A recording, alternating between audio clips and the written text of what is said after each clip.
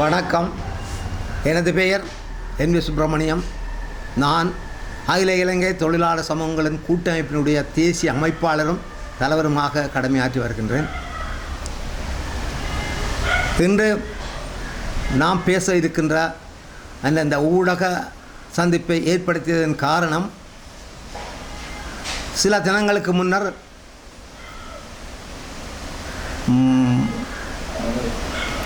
மதுரையிலே நடந்த தமிழர் வெற்றிக் கழக மகாநாட்டின் போது அதன் தலைவர் என்று சொல்லிக் கொண்டிருக்கின்ற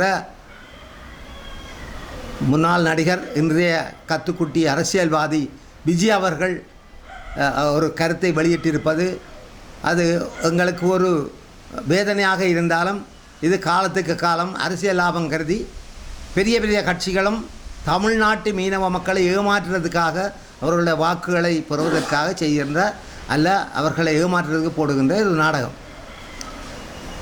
கச்சதி விவகாரத்தை பற்றி அரசியலிலே குதித்த விஜய் அவர்கள் இங்கே செய்யப்பட்ட இலங்கை இந்திய ஒப்பந்தம் மற்றும் இந்தியாவினுடைய நிலைப்பாடு, இந்தியா இது ஏன் இந்த ஒப்பந்தத்தை செய்தது, அதிலிருந்து ஏன் விலகி கொண்டது என்ற கருத்துக்களை கண்டறியாமல் அல்லது கேட்டறியாமல் கச்சதீவு இந்தியாவுக்கு சொந்தம் என்று சொல்லி இருப்பது தமிழ்நாட்டு மீனவ மக்களை ஏமாற்றுவதற்குத்தான் ஒரு அரசியல் நாடகம். இருந்தும் அவர் போன்ற பழைய அரசியல்வாதிகளும் இந்த வார்த்தைகளை அரசியல் தேர்தல் காலங்களிலே பயன்படுத்தி வருவது ஒரு வழக்கமான ஒரு விடயம். அவர்களுக்கும் நன்றாக தெரியும், பழைய பெரிய தலைவர்களுக்கும் தெரியும், இலங்கைக்கு சொந்தமான கச்சதீவை எப்பவும் எடுக்க முடியாது. ஆனால் இதை வைத்துக்கொண்டு தமிழ்நாட்டு மீனவர்களை ஏமாற்றி முடிஞ்சளவு இந்த வாக்குகளை பெற்றுக்கொள்ளலாம் என்ற ஒரு தந்திரோபாயமான ஒரு நாடகமே தவிர மற்றபடி எந்த விடயமும் அங்கே இல்லை. இந்தியாவிலேயோ இல்லை தமிழ்நாட்டிலேயோ ஒரு துணிவு இருந்தால், அவர்களிடம் திறமை இருந்தால், தான் தோண்டித்தனமாக இந்தியாவின் ஒரு பக்கத்தை சீனா பிடித்து கொண்டு வருகின்றார், கைப்பற்றுகின்றார், ஆக்கிரமிக்கின்றார். அதில் ஒரு இன்ச்சு நிலத்தை கூட பறிக்க முடியாது, தன்னுடைய சொந்த பறிக்க துப்பில்லாத ஒரு இந்திய அரசாங்கம், அதன் அங்கமான தமிழ்நாடு தாவை கழகம், இலங்கையில் இருக்கிற கச்சதீவு எங்களுக்கு சொந்தமானது, அதை நாங்கள் மீளப்பெறுவோம் என்று சொல்வது ஒரு வேடிக்கையான விடயம். ஒரு வரலாற்றை நன்றாக படித்திருக்க வேண்டும் விஜய் அவர்கள். அவருக்கு சொல்லக்கூடிய ஒரு புத்திமதி, கச்சதீவிலிருந்து ராமேஸ்வரம் ஏறத்தாழ 30 மைல்களுக்கு அப்பால் இருக்கிறது. நெடுந்தீவிலிருந்து தொண்டி 30 மைல்களுக்கு அப்பால் இருக்கின்றது.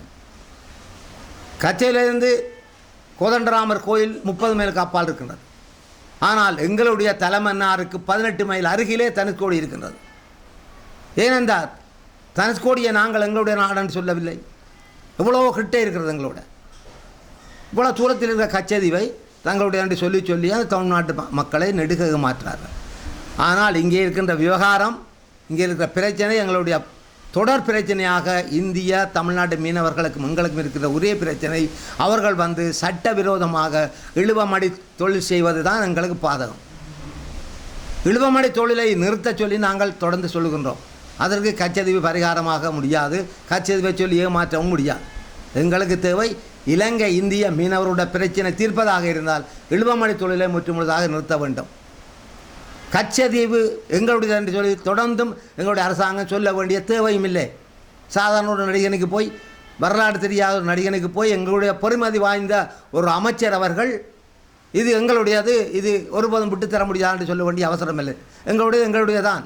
முடிந்தால் மத்திய கவர்மெண்டோட விஜய் பேசி அவர்கள் மூலமாக எங்களோட பேச்சுவார்த்தைக்கு வந்து இந்த கச்சதீவை மீட்கிறதல்ல, தர சொல்லி கேட்க வேணும். எங்களோட நாட்டில் ஒரு துண்டை தர சொல்லி கேட்க வேணும். மீட்கலாது, என்னோட அடைவை வச்சிருக்கணும். இதெல்லாம் ஏமாற்று வேலை. அதனாலே விஜய் அவர்கள் இந்த கச்சதீவு விவகாரத்தை எடுத்து அரசியல் லாபத்துக்கு பேசுவது மிகவும் கண்டிக்கத்தக்க ஒரு விஷயம் என்று சொல்லி இந்த இடத்திலே நான் தெளிவாக சொல்லி வைக்க விரும்புகின்றேன்.